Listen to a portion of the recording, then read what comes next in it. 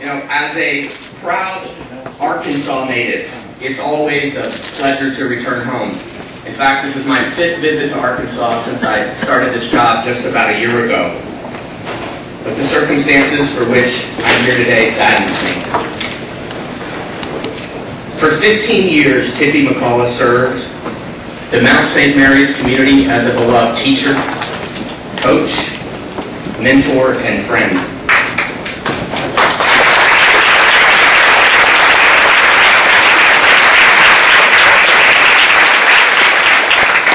Her partner, Barb, was no secret to her fellow teachers. In fact, Barb was in many ways part of the community here at Mount St. Mary's. But suddenly, on what should have been the happiest day of Tippi and Barb's life, their wedding day, one of the very first phone calls Tippi received after walking out of that civil ceremony was from Principal Wolf, threatening her with termination simply because she dared to legally marry the person she's loved for a lifetime. That's not just wrong, it's morally destructive. It sends a deeply harmful message to every member of this community, and especially to every Mount St. Mary's student, gay or straight, that leading a responsible life, a good life, isn't enough. That telling the truth, following the golden rule, something we were all taught, right? Treat others as you wish to be treated. And living by Mount St. Mary's values, American values, and Arkansas values isn't good enough either. Principal Wolf and President Flake are shamelessly and dangerously sending a message that if you are LGBT, you simply don't belong. That kind of harmful message never entered Miss McCullough's classroom. Tippi was an English teacher, and she loved the struggle of helping young people see their own lives, reflected in great books and poems. Who you were never mattered in that classroom, as long as you came ready to learn. Frankly, at a time when just about every 14-year-old has a smartphone and a laptop and an iPad, it can't be easy to get a class of freshman girls to sit down and truly read a book. But Tippi did.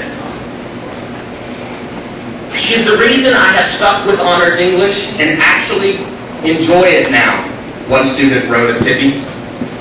She's one of the main reasons I've stayed at the Mount when I was thinking about leaving as a freshman, said another student.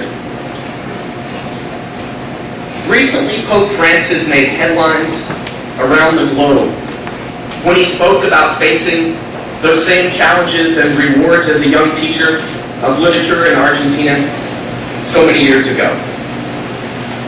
Pope Francis asked, and I quote, "Tell me, when God looks at a gay person, does he endorse the existence of this person with love, or reject and condemn this person?" He went on in another interview to say, "Who am I to judge?"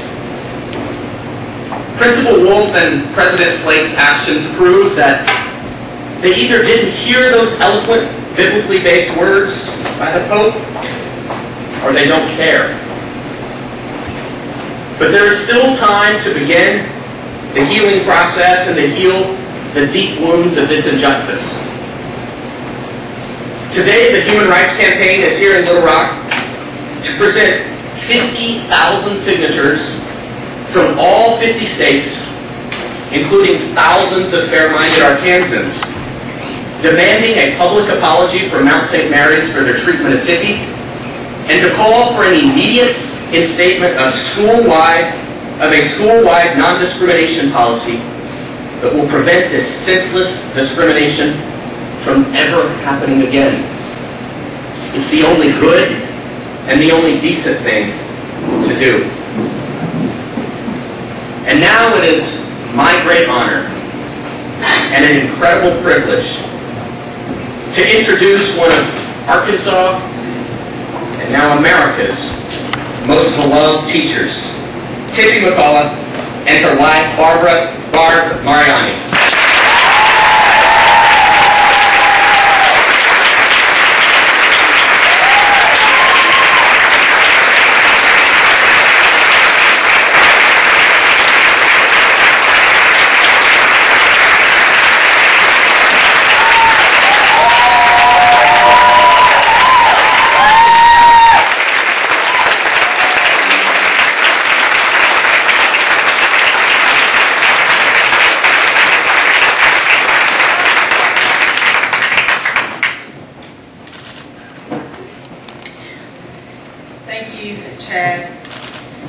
Yesterday was one of the hardest days of my life as I walked into Mount St. Mary Academy to gather my personal effects. I was touched deeply by students as well as teachers dropping in to hug me and wish me well. I know there will be more hard days, but I realize that teaching is not limited to strictly the building that you're in. It is mostly about those teachable moments, some of which are hard, but in the end most valuable. Receiving this news 45 minutes after the judge declared us married seemed shocking and especially cruel. If you can picture this, we had just arrived back at the car so happy, and then the phone rang. You were fired. The following 4 days away from home were not the restful and peaceful ones which we had planned.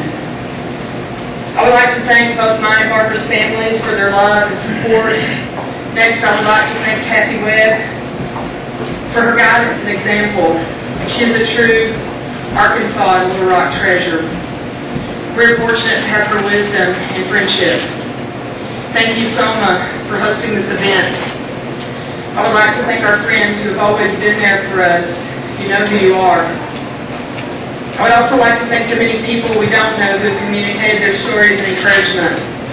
And finally, I would like to thank all of the current and former students, parents, and teachers, many of whom are Catholic, from Mount St. Mary Academy who have reached out to myself and Barbara with messages of love and support.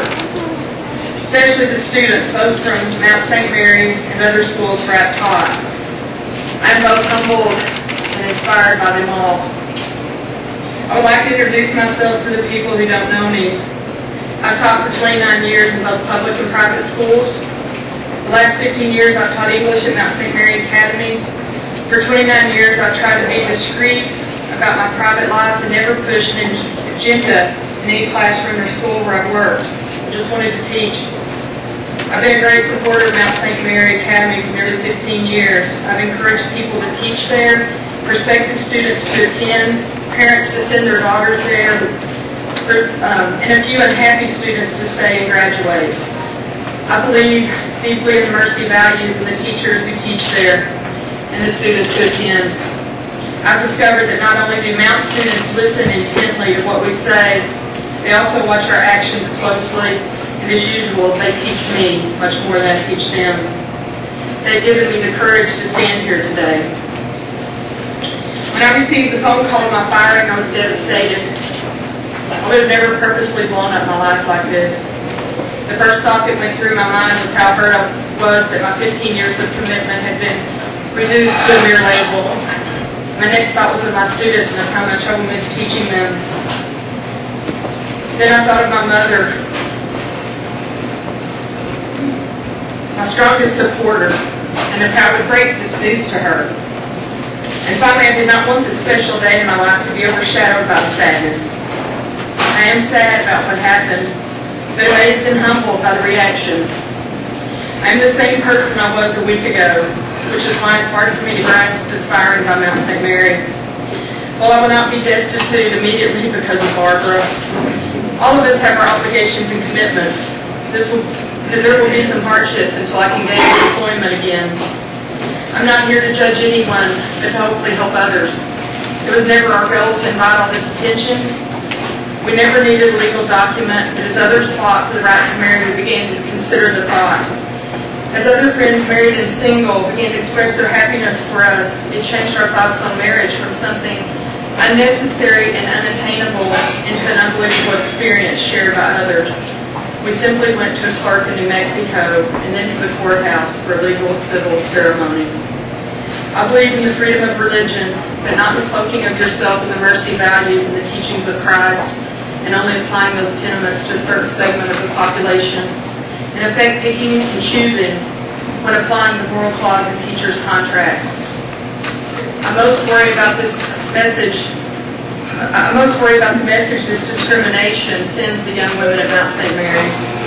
My only hope is that this adds to the dialogue and progress for equality of all people worldwide. A special thank you to the Human Rights Campaign and Chad Griffin for all they do. Thanks to Barbara for choosing to share her life with me. Anyone who knows her knows what kind of person she is. And my last plea to all of you is that we all approach this issue with peace, intelligence, patience, and understanding. Thank you all for taking the time to be here. Introduce myself. My name is Barb Mariani. I'm a spouse. Tippi McCullough.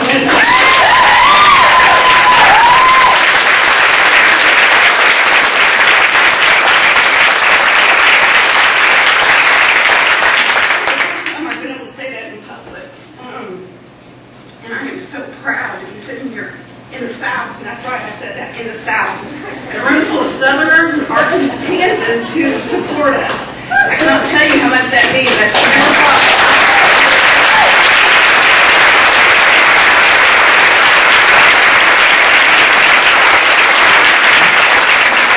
I just want you to know that Tippi and I are very private people. Our personal life are very private. We've gone through our lives like that, just under the radar and not making waves. So this is especially hard for us. But what we realize is that silence only perpetuates inequality. And until someone breaks that silence or someone's due, it continues to occur. It is that reason why we're standing here before you and speaking today. So I want to let you know a little bit about our thinking. We actually discussed the possibility of retribution prior to getting married. And honestly, we believed and had faith that Mount St. Mary's and the Sisters of Mercy would stand up for justice, and equality, and acceptance embodied in those mercy values that are the foundation of their school. We believe that they've continued to exercise just application of that moral code like they had for the past 14 years towards Tippi and I and the other staff members. And that's why it was so incredibly, and is so incredibly devastating what's happened. Devastating doesn't even really describe the past week of emotional ups and downs. It has been the happiest, the saddest, and the most hopeful week I have ever gone through, or we have ever gone through. The happiest because I could finally legitimately commit to the person I've loved for 14 years. The happiest because I could finally understand how the commitment of marriage feels. Happy because I won't be barred from the ICU room because I'm not a family member. And that I can actually, in my federal tax forms, check a box and tell the truth and not lie, signifying I am not single.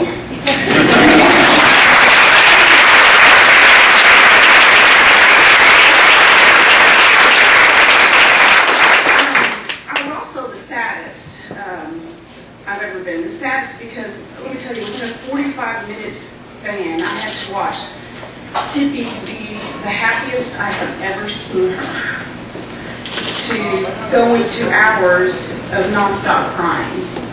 It was truly horrible. The saddest because of the unbelievable disappointment I felt for a school that I truly had great respect and love for. Just so unbelievably sad that some had not progressed as far as I thought they had. However, I want to end this on, I've never been so more hopeful for the future for equality. I want to first of all personally thank the current students at Mount St. Mary. There's one standing up here on the stage with me right now. I want to thank the former students of Mount St. Mary's. There's two standing up here for me now. And that's just a small number of those students who had the courage to refuse to remain silent and reach out and stand up in support of us and show their outrage. We are so thankful, and if it wasn't for them, I'm not sure we could have gotten through all this. I also want to thank the staff members at Mount St. Mary's. I want to be very clear about this. The majority of those people are so supportive, all right? Them reaching out with the fear of termination meant a lot to us and saying, hey, we're here. Just want you to know we're part of this and we're here. And that meant a whole lot. Of course, my friends, which I knew would stand up for me. Right? It was a given. And last, I want to thank all the Catholics, and I'm saying that. I want to thank all the Catholics who've talked to us and all the Catholics who are out there who have voiced that this targeting is not their faith, and it doesn't have to be.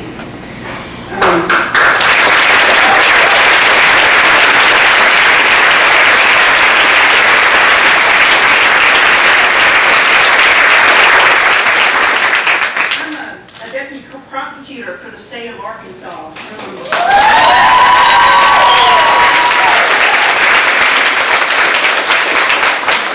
am so thankful. I work for and with wonderfully supportive people, because without them, I would not be standing here. We would not be standing here. I want to thank my fellow prosecutors who every day fight for justice and do so again today, and come here and stand and support me. It means so much.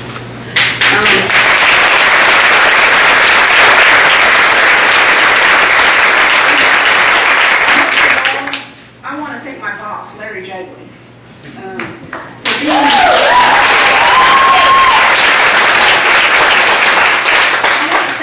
for being a man who not only believes in equality, but practices that belief and insists that everyone in our office and in his employment do the same. He insists it. It's his high standard. Thank you, Larry Jagley, for making the choice, and that's what I've just said, the choice. He makes the choice to allow me to work in that office and not fear that I will be fired because I civilly, legally have married the person I love. In conclusion, I just want to say, no one should ever fear losing their job for being the person who God created them to be. And I hope and I have faith that today will be that future. Thank you.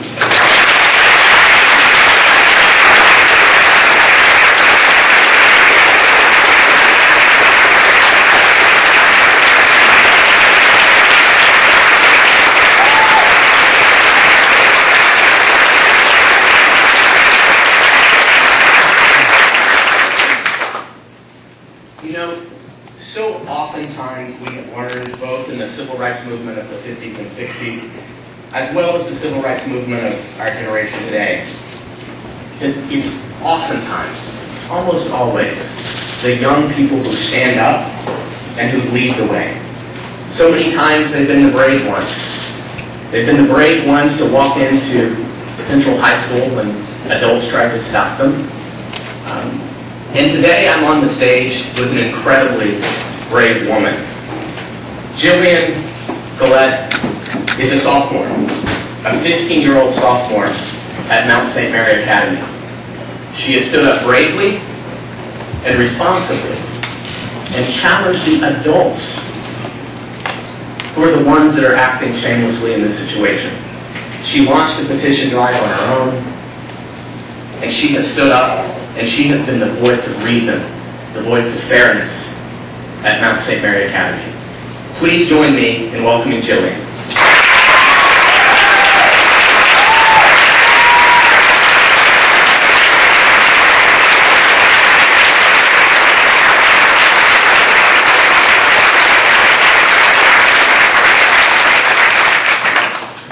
Hi, my name is Jillian, and I started an online petition to support Coach McCullough and her wife. When I was younger and learned about the civil rights movement in school, I always thought that if I lived in that time, I would be on the right side of things. And now this is happening, and I am on the right side of things.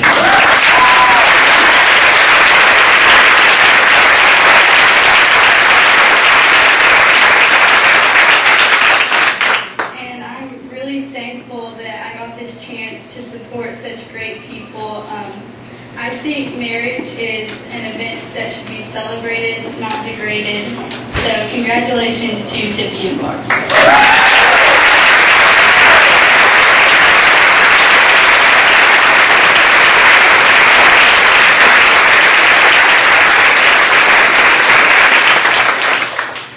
That's why we're going to win this battle. I'd like to introduce a former student of Tippi's at Mount St. Mary's, Celine Cortez.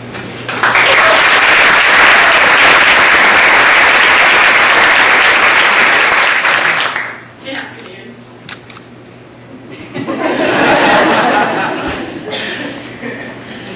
My name is Celine Cortez. I am an alum from the class of 2010, and I was a former student of Coach McCullough. She taught me freshman English. She taught me Romeo and Juliet. She showed us the movie, and she got us involved in the class. And when I first heard about this, my partner was on her computer, and she showed me the article, and it just sparked a sense of outrage and just anger. You know, that my alma mater, would do something like this. It was just so unexpected, considering we were taught the mercy values there. And I took to social media sites and found hundreds of these same Mount girls who were also expressing their outrage freely. And I went to my alum page, class of 2010, and I found that many of them, almost 60 of them, banded together and they said, let's start a protest, let's do something about this, we can't just let this happen. And I was surprised because I lived my life in secrecy at Mount. I was not out, and I was scared to come out. And to see all these girls band together as one in support of Coach McCullough and her wife was just so enlightening and just so, empowering to me that I took that idea and I coordinated a rally, a peaceful rally, outside of Mount St. Mary to express our support for Coach McCullough and Barb. And, I asked, and enlisted the help of my classmates to invite as many people as they can. And at some point, we had 100 people who said they were going to go. And a small group of us showed up at Mount St. Mary yesterday, and we held up signs, we chanted, and then we went to the diocese and held up our signs there, the Diocese of Little Rock, to express our gentle anger at such discrimination. And after we protested at the diocese, we went back to Mount St. Mary right in time for when they got out of school, and it was just so, it brought my heart so much joy to see all these Mount girls in their uniforms cross Jackson Street and help hold up signs with us and just chant. And it was just an amazing experience to be there, to bring all of that together, and to see this kind of action at Mount St. Mary Academy. And I see many, current, and I don't see current, they might forget at school, alums here, and I want everyone to know that I believe in those Mount girls, those young, intelligent women, and I don't think we should judge the whole school, based on the actions of the administration and those in higher positions. Those Mount girls they live up to their mercy values. I am proof of that. I am just one representative of hundreds of Mount girls who stood up for what they believe is right, what I believe is right, and it's just a rare sight to see that in in Arkansas. And Mount girls are leading the way in standing up for what is right. Thank you very much.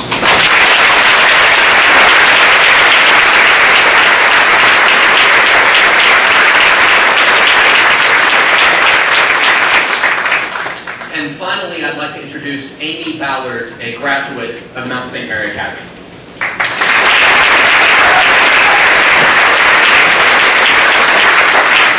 Good morning, everybody. I'm Amy Ballard, and I'm a 1992 graduate of Mount St. Mary Academy, a former MSM alumni board member and current class representative. I loved every moment of my high school experience. MSM instilled in me values of compassion, mercy, and justice, which I strive to live out today. I often describe my experience at MSM as one of the best of my life. I felt valued and loved there, and often hoped to one day work there myself to be able to contribute to other young women in the same way that MSM contributed to my development. After college, I entered the Sisters of Mercy as a prospective member of the community where I explored a calling to religious life for 2.5 years.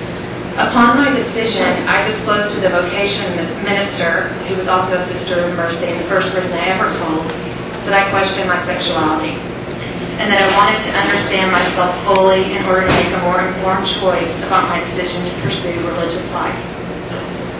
My disclosure was met not only with acceptance and love, but encouragement to figure this out for myself while still continuing to decide if religious life was for me. Based on this support, I entered the Sisters of Mercy and eventually gained the courage to come out to the sisters with whom I lived, my family, and friends. I made lasting connections with many sisters in the community who I call dear friends today. If it weren't for the Sisters of Mercy's influence in my life, both in high school and in my 20s, I would not be the person that I am today, accepting of myself and of others from all walks of life. Hearing the news of Tippi McCullough's forced resignation based upon marrying her partner, Barb Mariani, is very disheartening to me. It does not reflect the values of my Catholic Mercy upbringing that I have come to know. I realize that there is great complexity and tension regarding the Catholic teachings on homosexuality and how that's instilled in Catholic schools, and I'm speaking out to encourage the Catholic Church to reflect upon and live out the Christian values that are deeply rooted in the gospel, especially the value of recognizing the intrinsic dignity and worth of each person, the values that I was taught in Mount St. Mary's. How can we all come together and re-examine the gospel values and put an end to these sorts of teachings that are the unjust treatment of Tippi and Barbara and others like them who seek only to live out their lives in loving commitment to one another? Thank you.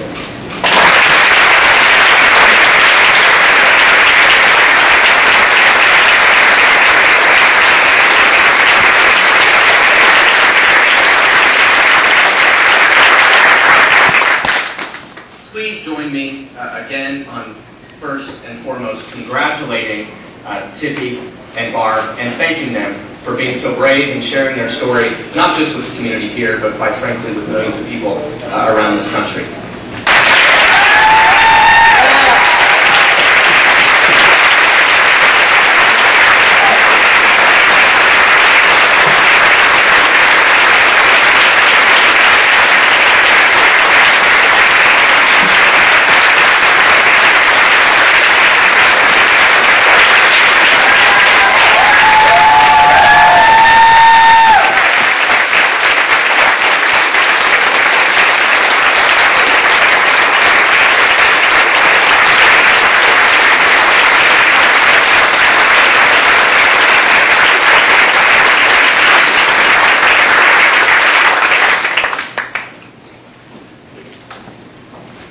Not the typical wedding reception.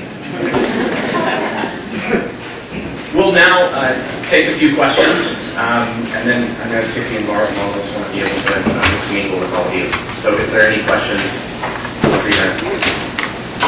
I'm wondering if you could walk us through some of the next steps. Yeah, well, look, I think the most important thing that is happening here at the micro level is the request for Mount St. Mary to apologize for the injustice that they have created by firing one of their most loyal, most qualified, and most dedicated teachers. That's an important first step for a healing process. Then it's my hope that that school will move forward with the request that we have made and that thousands of Arkansans and more than 50,000 Americans have made, and then to move forward with a non-discrimination policy that will protect this from happening to future teachers. I think that's important. It's important for that school, it's important for the individuals involved, and it's important for the community at large that's watching. Whether it's what they wanted or not, the spotlight of the country is now on Mount St. Mary Academy. right here in Little Rock, Arkansas. Conversations about what happened here are going on at dinner tables and lunchrooms at the workplace all across this country. And what Mount St. Mary Academy does, how they respond, and what they do next is important not just to those teachers and those students and these alumni, but important to those watching around the country. And I hope they will act, and act swiftly. As it relates to the conversation as a whole, I have to tell you, I have never been more optimistic. You know, I grew up here. I grew up going to Southern Baptist Church Sunday morning, Sunday night, and Wednesday night too. I also went to Catholic University. Never once was I taught to discriminate. Never once was I taught to judge thy neighbor. I learned the golden rule. Treat others as you wish to be treated. Politics aside, what has happened here is counter to the values of the vast majority of Arkansans and the vast majority of Americans. And I am so optimistic that the response here in this state, in the Deep South, in the Bible Belt, has been so overwhelmingly positive. We heard from thousands of people all across the state, all across the country. Tippi and Barb can tell you about what's happened to them on Facebook, you know, on HRC's Twitter accounts and Facebook, and people finding ways to email me directly and message me on Facebook. All positive. All positive. And so I am just so optimistic as to where this issue is headed and the pace with which we are headed there. You know, this isn't the first time a civil rights battle has been centered in the South, and quite frankly centered right here in Little Rock. But I know the people of this state are fair-minded. I know that the vast majority of people in this state read in the newspaper, heard on the radio, saw on television the injustice that happened in this situation, and they don't support it. We may all have differing political views, but this is not a political issue. This is a human issue. And we're going to win this battle, but we're going to win it because of fair-minded people like everyone in this room, gay and straight, standing up and speaking out and telling their story and continuing this conversation. And the Human Rights Campaign is going to work day in and day out to make sure that that happens. And we're not going to stop until full and complete equality reaches every single person, including right here in my own home state of Arkansas.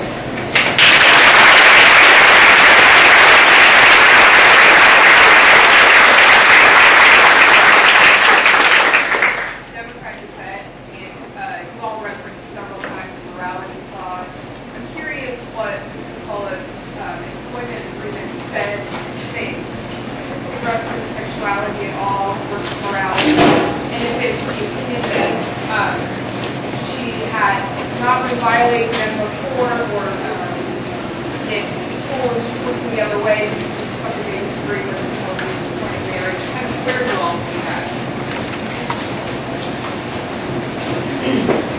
My contract refers to a moral clause. I believe the beginning of it says that the teachers must live a lifestyle that upholds the teachings of the Catholic Church.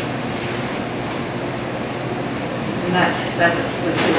And so, no one ever said anything to you about violating that clause in the time that they knew that you all were partners? Never.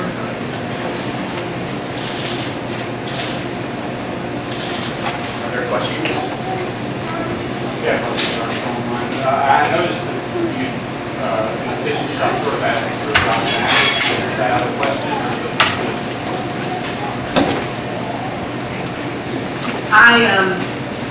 The reason I'm not pushed for that particularly is that I believe that it might make things more uncomfortable for people in the school. We do realize that everyone is not on our side and that we do have people who are well, not here and not agreeing with anything that we're saying. This is not the whole population of Little Rock, obviously. But I love the school. I would love to teach there. I just don't want to cause anyone any more trouble, and unless things change a lot, it would be a place that I could not work, or that I would not recommend anyone else work that feels like we do.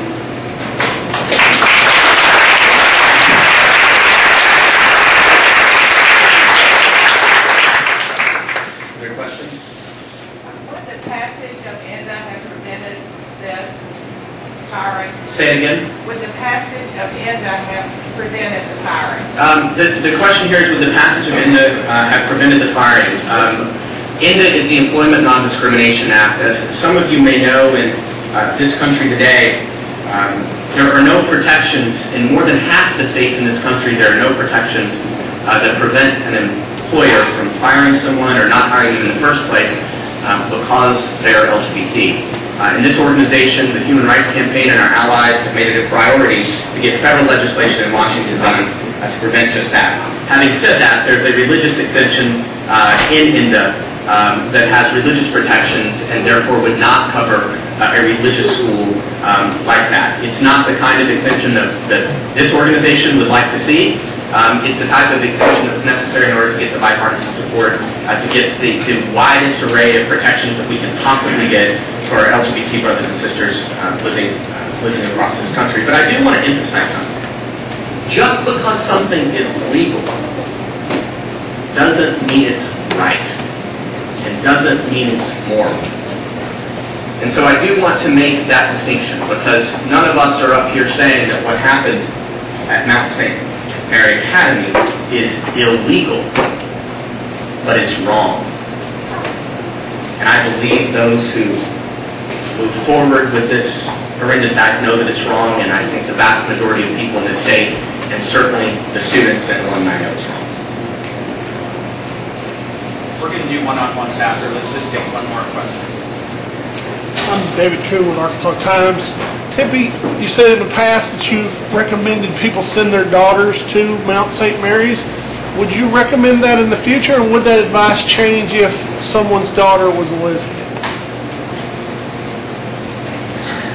I would never presume to tell parents what they should do with their daughters, first of all. That's certainly their right to do that. I'm conflicted over this question.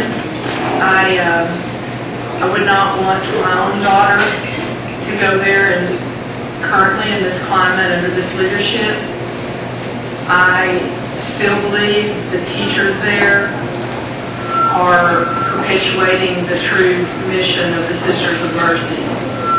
So I would never tell people not to do that, but I would be certainly conflicted and would not send my daughter, which greatly saddens me that I couldn't do that, because I have preached for years it's the best school that there is, and the best place for a young woman to go to gain confidence and self-esteem and go out into the world and make something of herself.